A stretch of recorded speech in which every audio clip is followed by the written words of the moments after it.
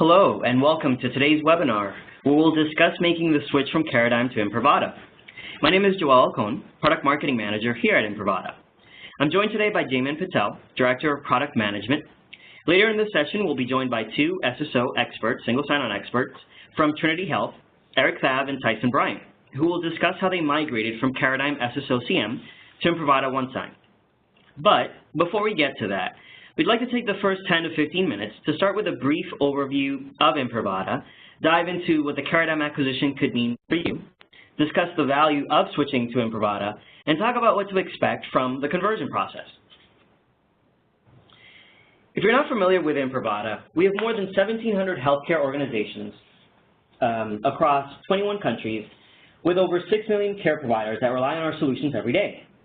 This is the result of one key factor: Imprivata's mission of making sure that customers are successful with our solutions. We're proud of our 98% customer retention rate and our NPS of 52. So truly all about partnership and ensuring customers are successful and receive value from our solutions. With over 450 dedicated employees worldwide, including offices in the US, UK, and Australia, we're committed to your continued success. So in October of last year, we acquired the IAM division of Caradigm. So what could the migration to Caradigm mean for you today? Well, it's a unique opportunity to switch to an industry leader in single sign-on.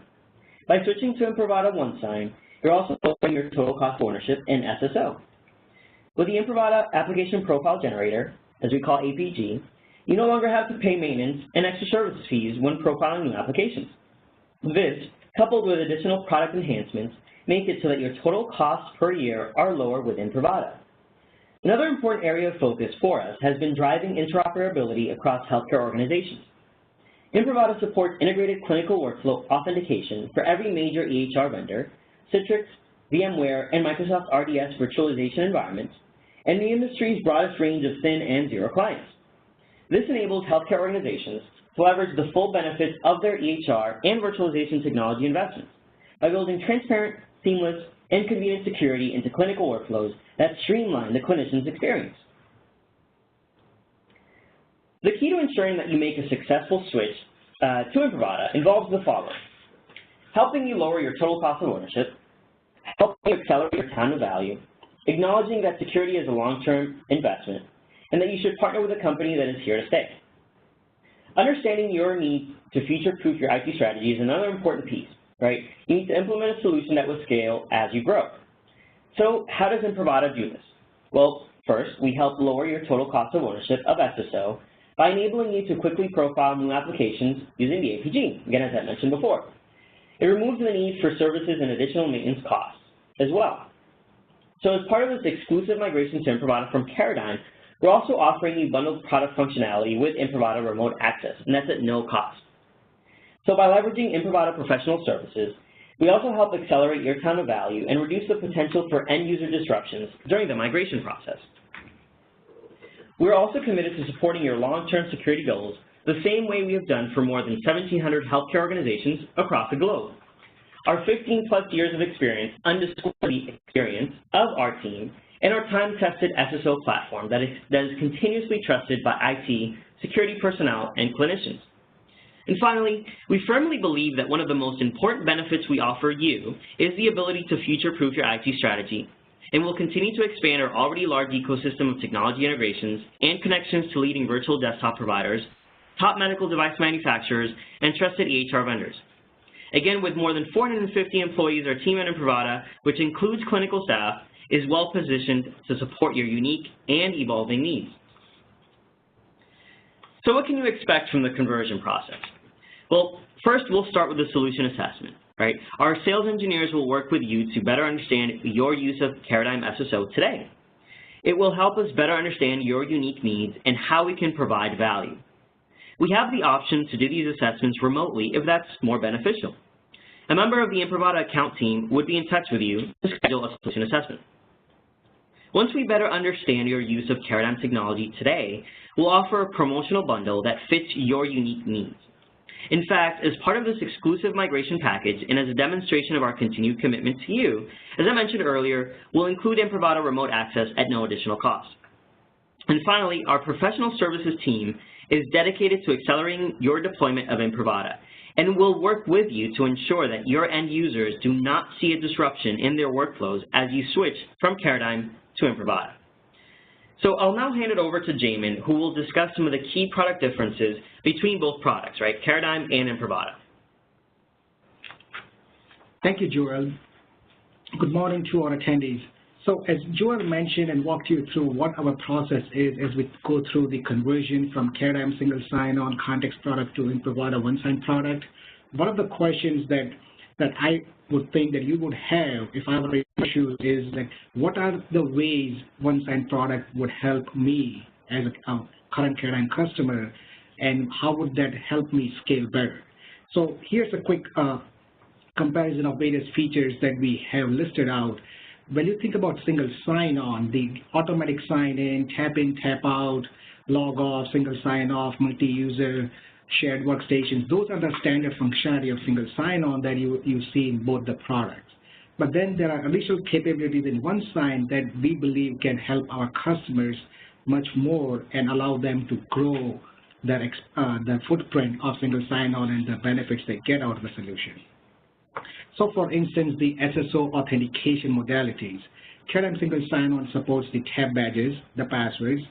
However, OneSign has a lot more options available: biometric fingerprint authentication, PIN-based authentication, token authentication, that allows you to leverage one or more different modalities across the enterprise. Further, Caradigm single sign-on supported thin clients, but then we always had challenges with the Caradigm-based zero clients. OneSign product supports both the thin clients as well as the zero client endpoints to connect to roaming VMware or Citrix-based desktops. Caradigm single sign-on does offer one feature that OneSign doesn't, which is the context management. But as we see our customer base over the years, as more and more customers move to Epic and Cerner as their main EHR, there have been very less ancillary applications that require context management or patient context sharing. Further, EPCS is one of the mandates that more and more of our customers are implementing, where Caradigm single sign-on's offering was limited to Epic and with biometric token authentication. The other EHR providers or vendor solutions are not currently connected to Caradigm single sign-on. That's where OneSign with the Confirm ID for EPCS add-on allows our customers to connect EPCS with Cerner, Allscripts, Meditech, and other EHR applications, along with additional authentication modalities where you have touchless authentication or hands-free authentication. So it makes it much easier for the caregivers as they go through their EPCS workflows during the course of the day. Another area that's an add-on as part of the added benefit as part of the conversion package is the remote access offering, which was not an offering with Caradigm single sign-on. The remote access offering here is the multi-factor authentication, token-based authentication for remote access usage coming through Citrix or Netscaler and similar gateways. Well, Joel, I guess this is the time we introduce our guests. Yeah, thank you, Jamin. So we'd like to pivot to a key part of the webinar.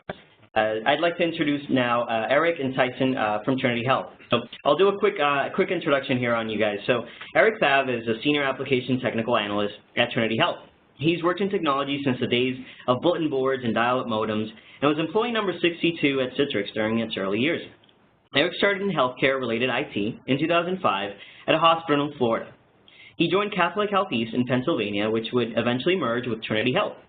While at CHE, he was the sole system administrator for the Caradigm SSO infrastructure, which at one time was 12 hospitals. Since the merger with Trinity Health, he has been part of the Trinity SSO team and was the primary technical lead on the migration for most of the CHE hospitals from Caradigm to Imprivata. And Tyson Bryant is Infrastructure Solution Architect at Trinity Health. Started his IT career in the Air Force in secure communications with a 366 comm out of Mountain Home, Idaho, playing with blast-proof telephone and data networks. He then went directly into healthcare IT and has been plugged into SSO technologies for 15 plus years. That has meant switching SSO platforms numerous times. Centillion back when they were called that, Novell Secure Login, over to Imprivata OneSign. So again, thank you guys for joining us today. And as I mentioned, Trinity Health acquired Catholic Health East. They were Caradigm customers. So help us explain a little bit of the scenario starting, right? They were a Caradigm customer. So what happened after that acquisition? What were some of the things that you guys can say kind of starting off?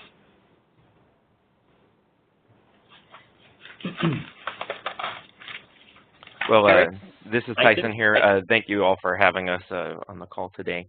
As you can imagine, there were a number of concerns and question marks related to just the merger in general, and so not only were we in a state where we needed to do a side-by-side evaluation of the two single sign-on technologies, but we're also figuring out how that was going to mesh with support structures and what those teams would look like.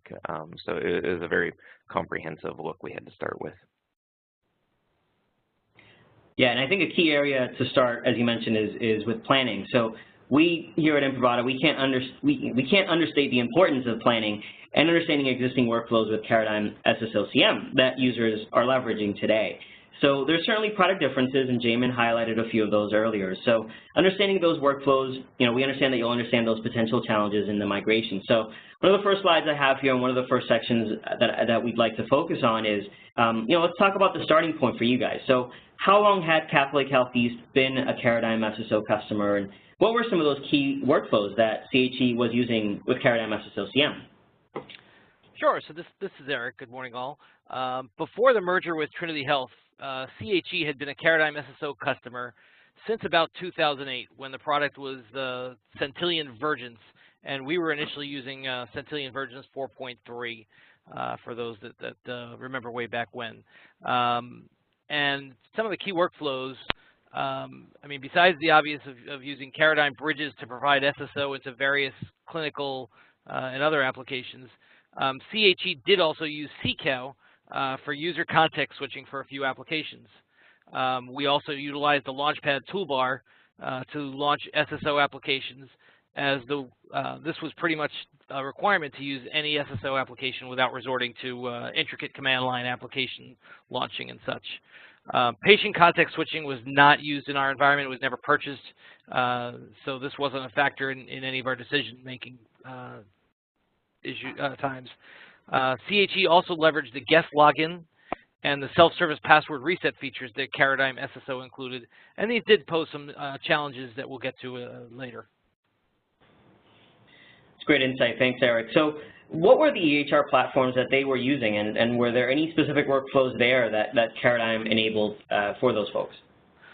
CHE, now the East Division of Trinity Health, had two primary EHR applications for its acute care facilities, and these are still in use at the same sites. Meditech Client Server, or Meditech CS, and Sorian, now Cerner, Clinicals. Also, a couple of sites still have some legacy Meditech Magic, and there is also NextGen in use at several ambulatory facilities. No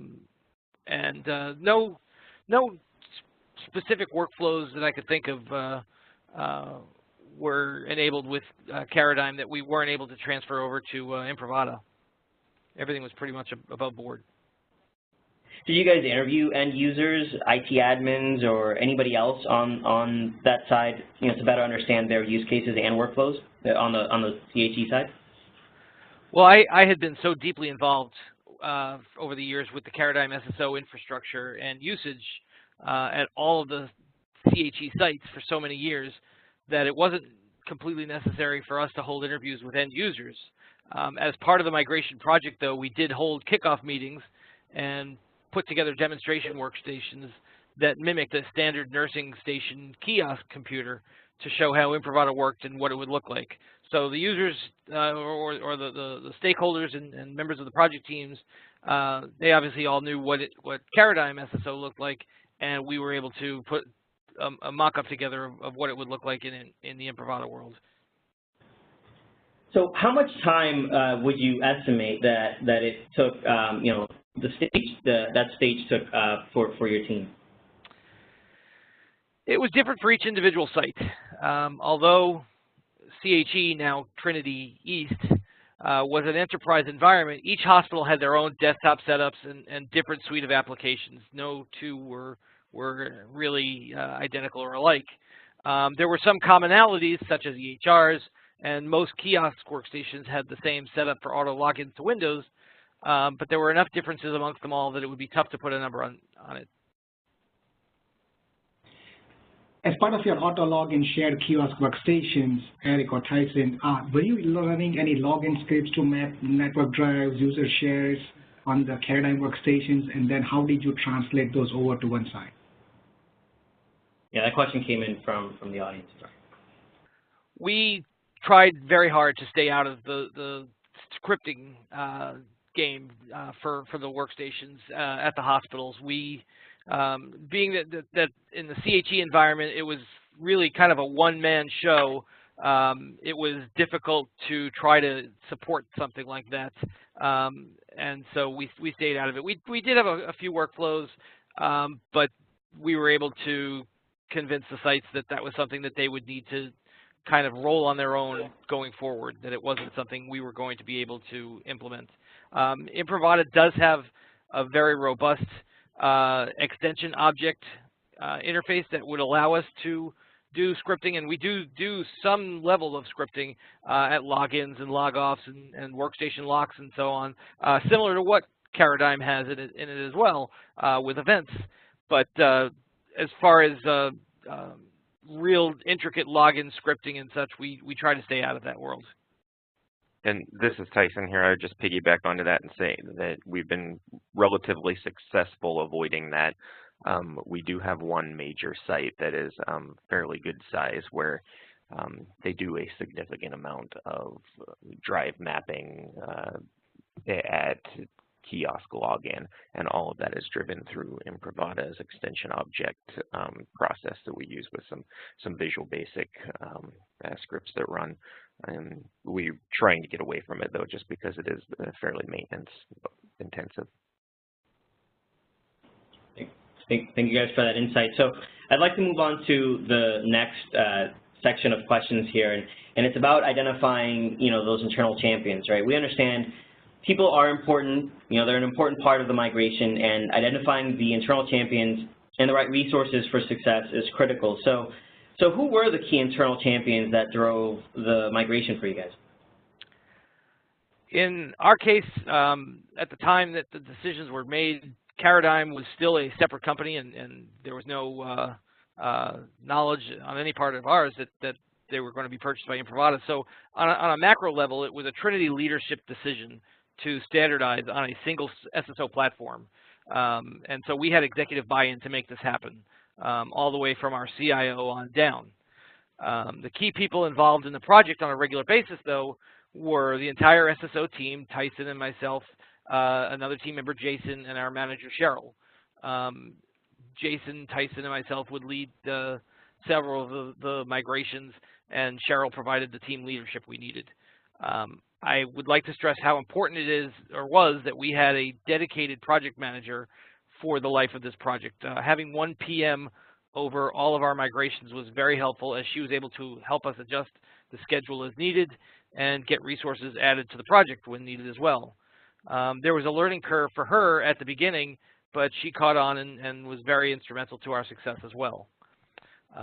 Also, at the enterprise level, we engaged with our Citrix team, application packaging, and our Active Directory teams.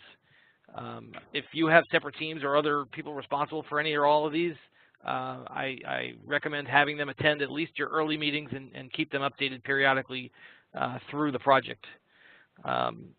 At the hospital level, we would initially include the IT manager or director and also a regional technical manager so that they were all well aware of what the project was. Depending on the hospital, sometimes they stayed involved and other times they delegated this to their people. We included local desktop support, as they are the boots on they're the boots on the ground at the hospital. And lastly, after the first couple of migrations, we learned to include the clinical informatics people, directors or managers, as the desktop support are the boots on the ground for IT. The informatics people are the boots on the ground for the clinical departments. Although this was a corporate-led decision to migrate, they were able to help us get the support we needed on the floors of the hospital. They helped communicate this to both nursing and physicians, and they often ended up doing user acceptance testing, validation, performing training, and the enrollment of users into Imprivata to get user badges enrolled and have people sign in to their applications to get their credentials enrolled before the actual go live at each hospital. Yeah, that's great insight, Eric. So, and you kind of answered this already, but I'm wondering, what were those stakeholders' roles, and how did you perceive that they contributed to the overall success of the migration? Well, Tyson, myself, and Jason worked on getting all of the Imprivata profiles built for the applications that were already in use with Caradigm SSO. We went into this knowing what applications we needed. Obviously, you will too. And we started work on those as early as possible. So we had a head start before we even got to the first few sites. We also engaged our enterprise Citrix and packaging teams and coordinated making sure that Imprivata was installed on Citrix and that the necessary software, namely the Imprivata client software, was available as automated deployment packages. When the local desktop support techs ran into integration issues, usually due to group policy or other local configuration issues, we provided advanced support to the local IT. The local desktop support personnel were responsible for the actual software deployment, not us. And as mentioned previously, informatics performed UAT, validation, training, and performed enrollment fairs. And then the project manager oversaw each of the migrations from a status perspective and kept us on track or adjusted the schedule as needed. So were there any periodic meetings set up between stakeholders to ensure the success of the migration? And if so, what were the top topics discussed during these meetings? We would hold a kickoff meeting along with a demonstration meeting for each of the sites. Not one big giant master one for every hospital, but one specific to each hospital, and we would take questions and answers and stuff like that. After that, once each individual's hospital migration was started, we would hold weekly meetings to go over the deliverables for the week and make sure that everything was addressed and on track. The PM coordinated these meetings and prepared an agenda and sent out meeting minutes afterwards. The meeting minutes also showed what tasks were assigned, when their due date was, and who was the responsible party. So everyone got a copy of these, and everybody knew what they were supposed to do. Not everybody always follows those, but that's the way it worked, and that was very helpful. Excellent. That's also great insight. And so switching on to the next section, we fully acknowledge and understand that challenges may come up along the way. Any migration, right, when you think about it, there's a lot of moving pieces, there's a lot of folks involved.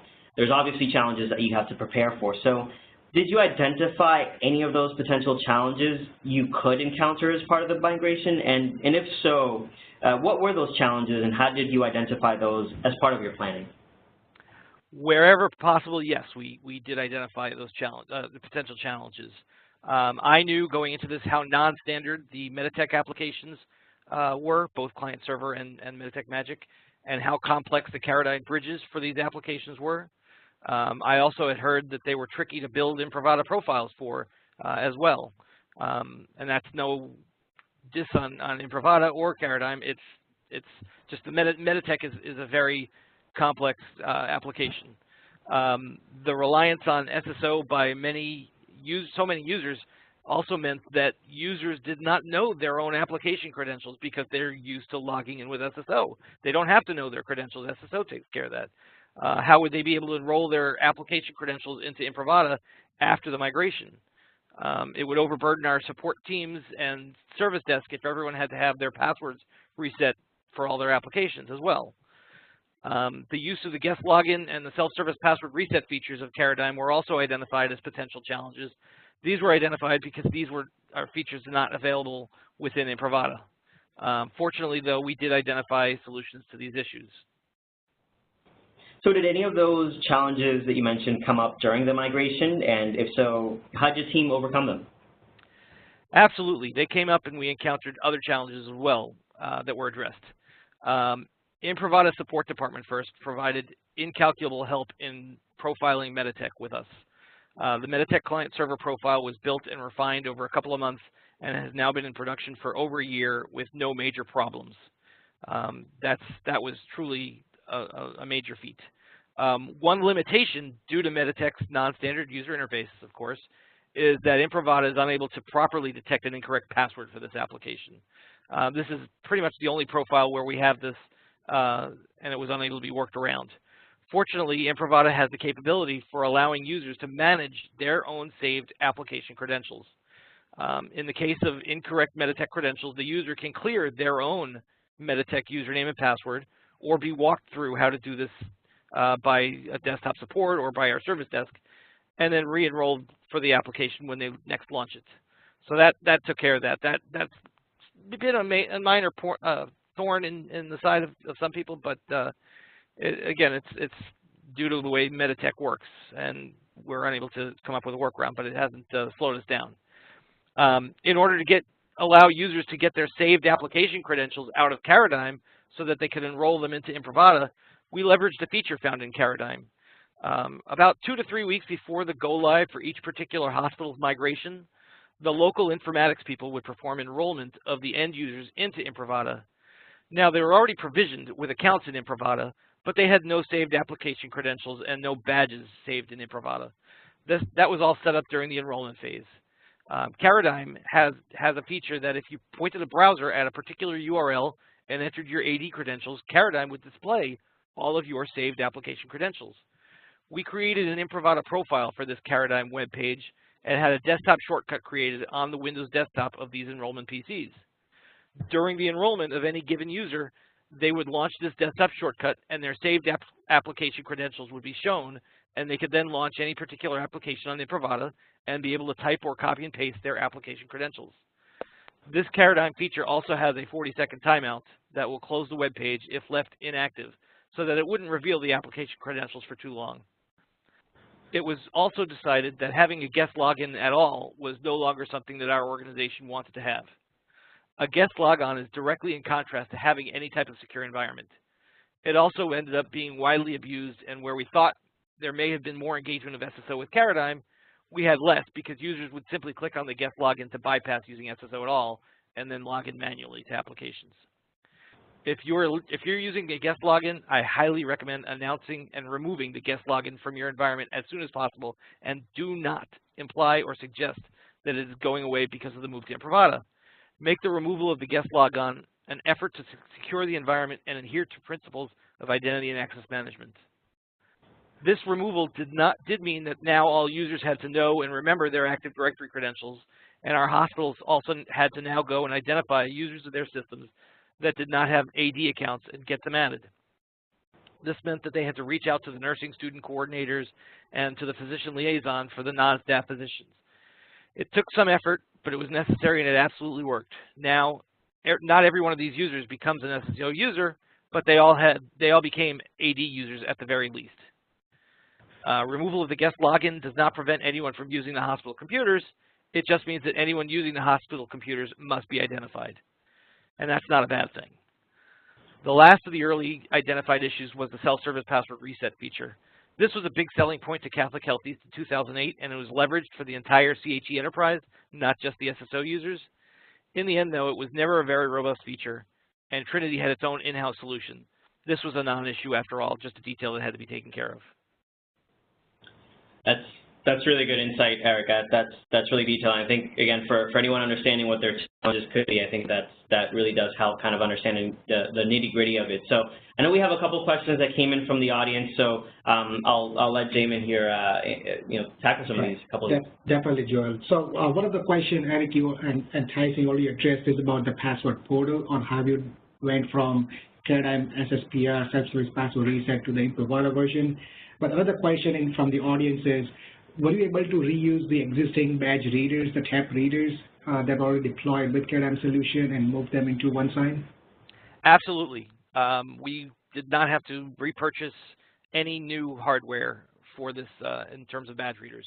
Every single badge reader that we had under Caradigm is still in use today under Imprivata. Great. And did you just have users re-enroll their badge, or were you able to migrate or convert from the Caradigm to OneSign customer, the badge enrollment part? There was no way we could determine to migrate this information out of Caradigm and into Imprivata. So yes, everybody did have to re-enroll their badge in Imprivata. That was part of the enrollment fairs that we had the local informatics departments take care of. The enrollment fair was really a very positive experience and helped with the success of the project by having them go and roam around the hospital using either a laptop or a WOW with a badge reader attached and Imprivata installed on it, and the various applications as well.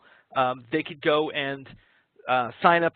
The users were already provisioned. They could go and grab a user off the floor and introduce them to Imprivata, have them log into the computer. Then they would tap their badge to walk through the enrollment process and then sign them into the applications, all the while showing them how Imprivata works.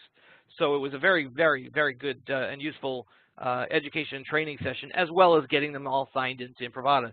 And this was done about 2 to 3 weeks before the go live. You don't want to hold it too early in the process because their application credentials may expire or grow stale, and then when it comes to go live time, now they're prompted because their password changed in their EHR or whatever other application.